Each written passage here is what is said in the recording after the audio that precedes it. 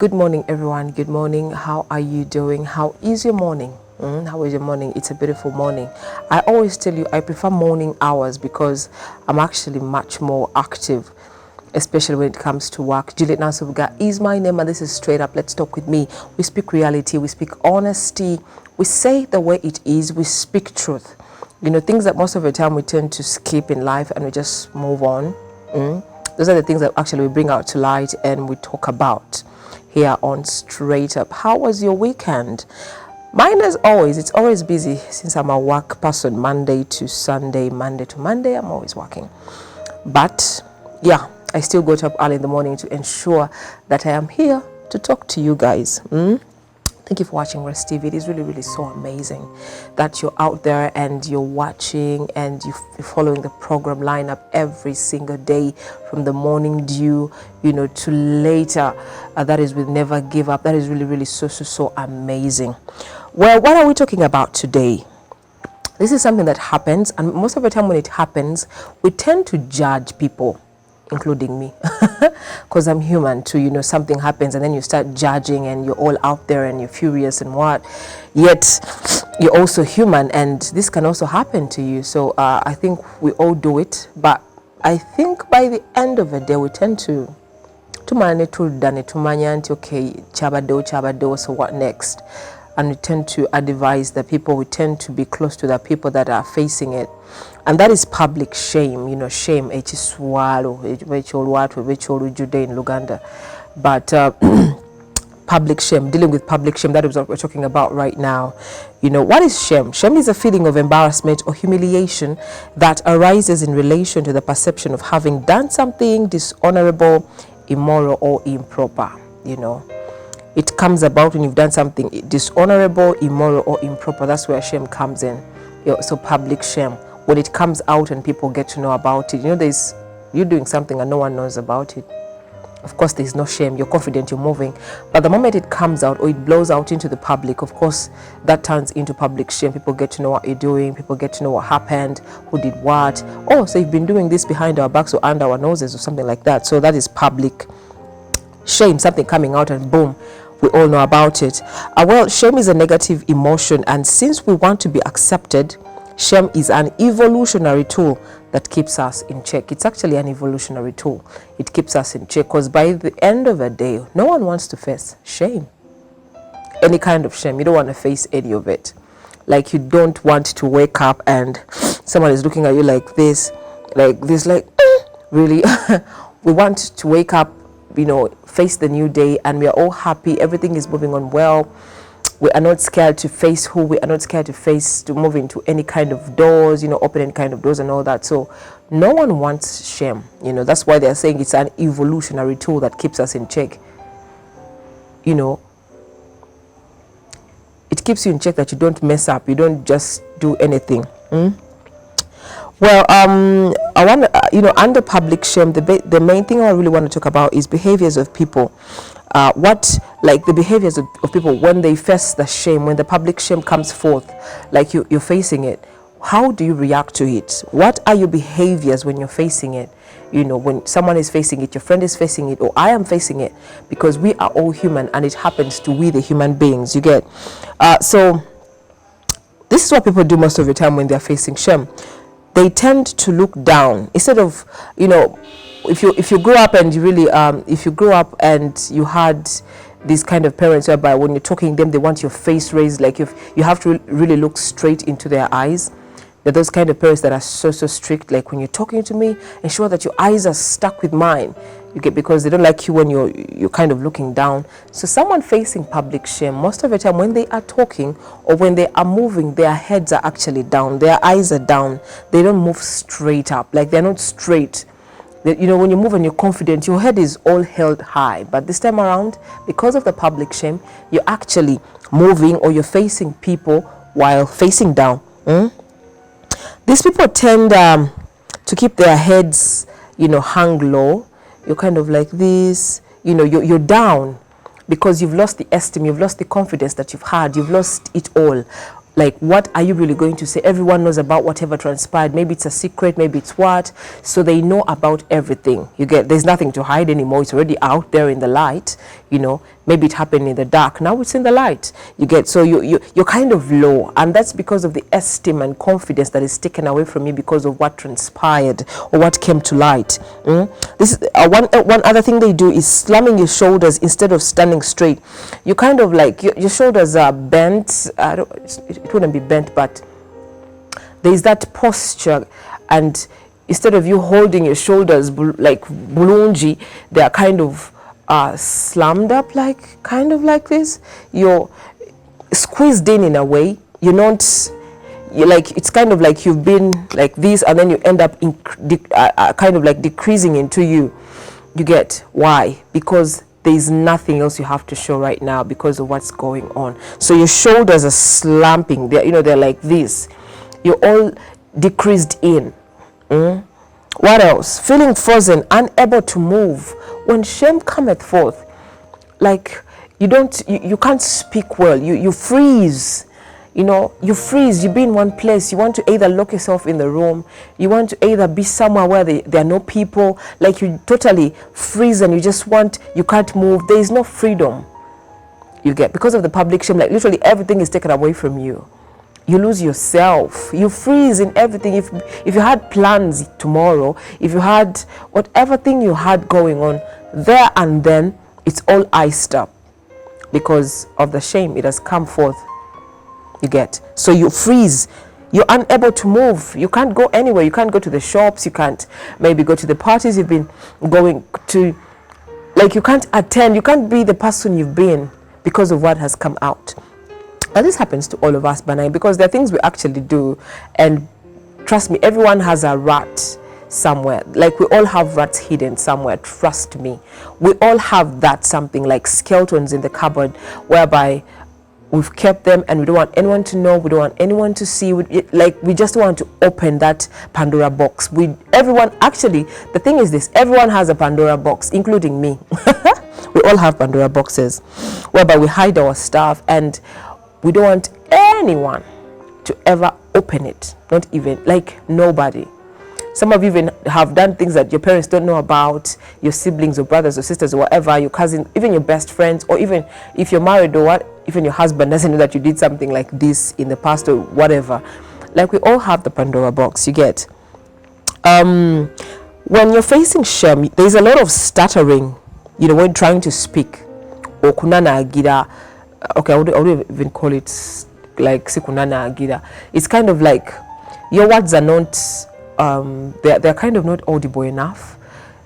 Yet you know how to speak. Now just imagine me right now, I'm talking, and then out of a blue I don't know how to talk. You get, now that's the stuttering I'm talking about. Like like I just can't speak because like it's too much on me, it's weighing down on me. Maybe there are questions being asked and people need answers, and I'm like, everyone is like pointing fingers at me. Every spear is pointing at me. So basically my speaking mode, from 100 it will go to 0.00000. You get, so that's it. You stutter. You can't, there's a lot of stuttering in your speech. You can't speak, like you just can't. Even when you're given a chance to explain yourself, you tend to find it a little bit hard, like, can you explain yourself? Give us an explanation why this happened. Why did you do this? Why? You're like, okay, where should I even start from? Like, you just can't speak. There's also another action that transpires is taking in an overly soft voice. You can't talk properly. Like right now I am audible. Right now I'm so audible, you can actually hear me. When I'm talking, you hear me like, yes, Juliet is talking. But when shame cometh forth, surprisingly, I'm going to soften up. My voice is going to be like, I don't know what happened. Like, I feel instead of talking to 5 people, I want to get that one person, and then we go somewhere, and then whereby I can speak slowly and they can hear me. But at that moment, you don't have the chance. Everyone wants answers. They want explanations. So your voice tends to be very soft. Like, I don't know what happened. That's what shame causes. That's how you behave when shame comes forth, when it knocks on your door. You get, so you start talking in an overly soft voice. You start hiding yourself from others because you don't want them to see you. Now, there's those friends that maybe won't stand with you. There are those that will stand with you when you're facing shame, because trust me, we are human beings. Trust me, one thing I know for sure is that there are a lot of things that transpire in the dark. Like, there's too much. People do a lot of things in the dark, by the way, Guchotamani. Like, in the dark, that's where everyone gets their whatever. Like, that's where people's clothes come out and everything, you get. But during the day, we all want to look nice, we all want to be fun, we all want to be innocent, we want to be the well-spoken people, we want to be everything nice and cool. But trust me, when that darkness comes in, we change. Like they always say, people tend to become vampires. I don't know why they use vampires anyway. Anyway, they are night creatures. You know, so you start hiding yourself from others because of the shame. Like, everything changes. One thing I know, like, most of the time you watch movies and then someone, like, you were happy today, you were fine today, you were living your life, you were just, and then just with a snap of a finger, everything changes and you're like, but yesterday I was fine. It's like someone was laughing with you yesterday and then the next morning they're dead. Like, what? I was with this person yesterday.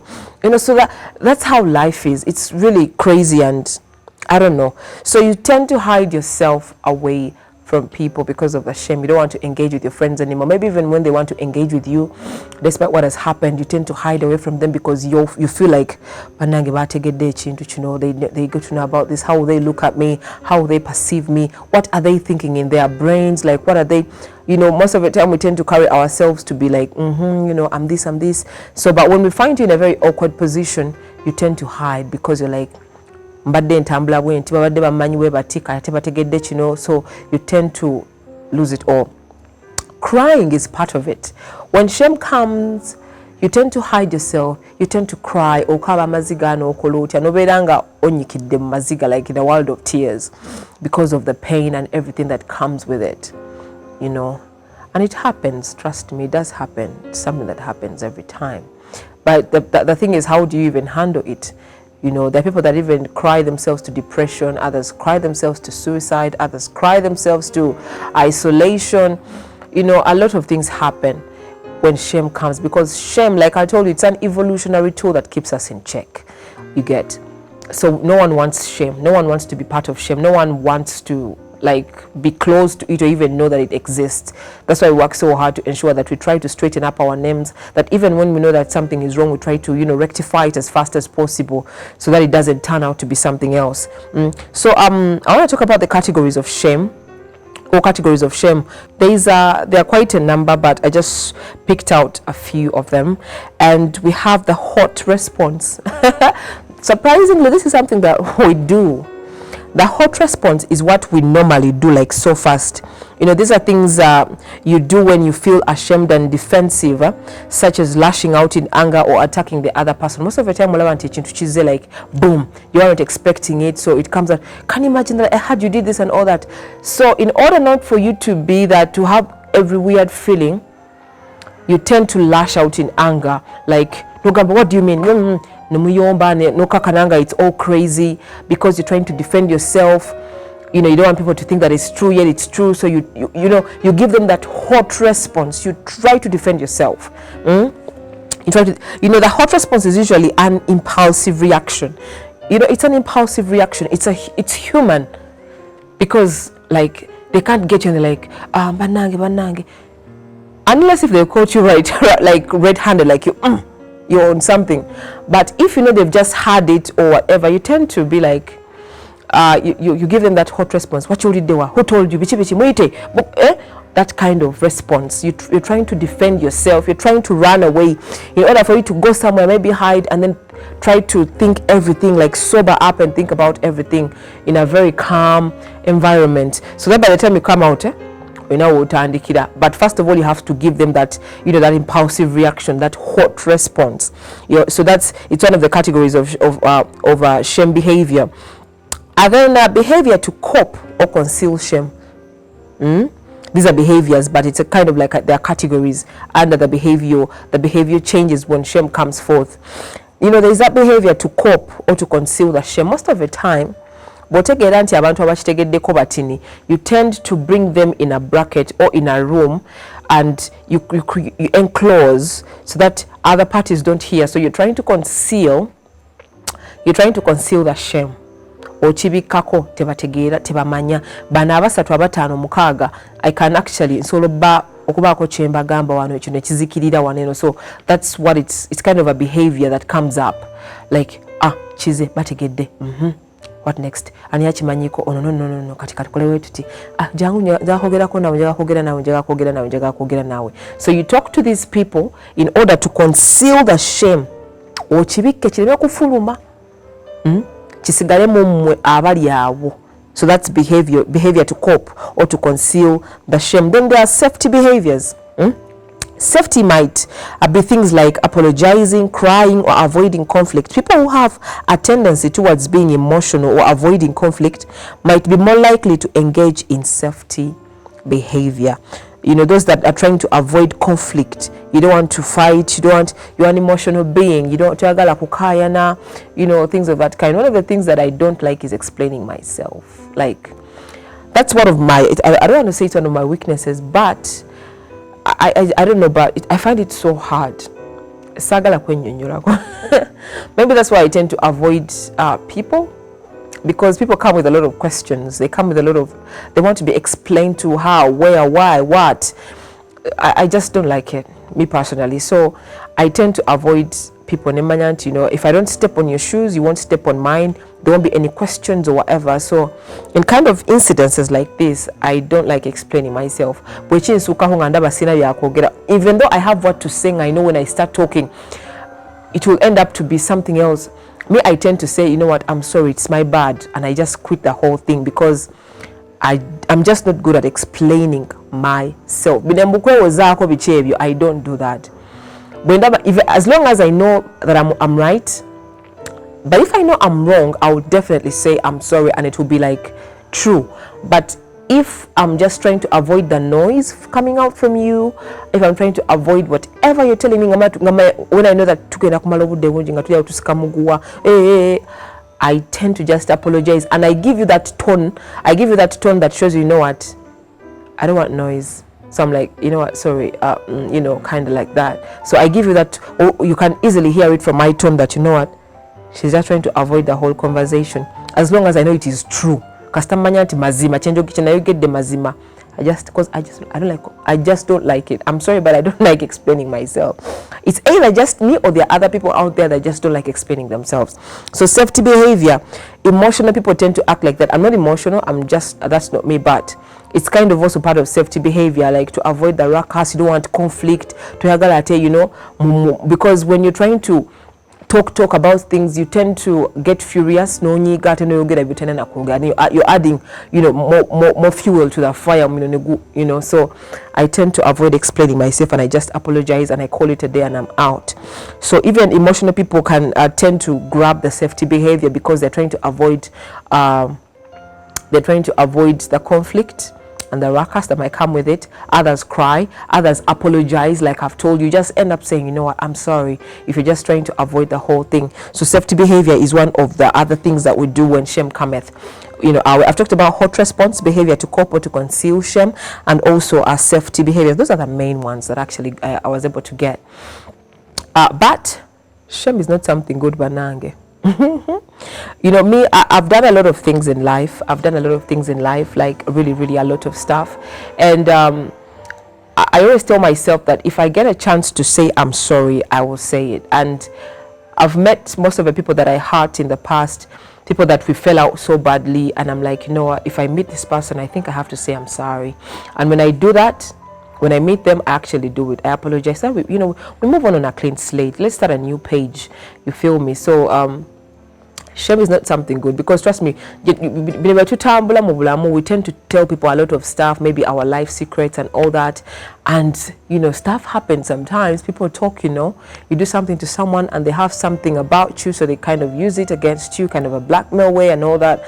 But if you know you have something that you have to tell your mother, your dad, or whatever, you better, before it comes out, especially when you know it's going to come out anytime soon, because you can actually feel it that, you know, I think I'm not safe on this one. So You can talk about it. You can, you know, pray about it. Most of the time, me usually what I do right now is pray about things, and when I pray about it, I just let it pass, like I let it go. So I think it's something you should also engage in. Prayer is really key.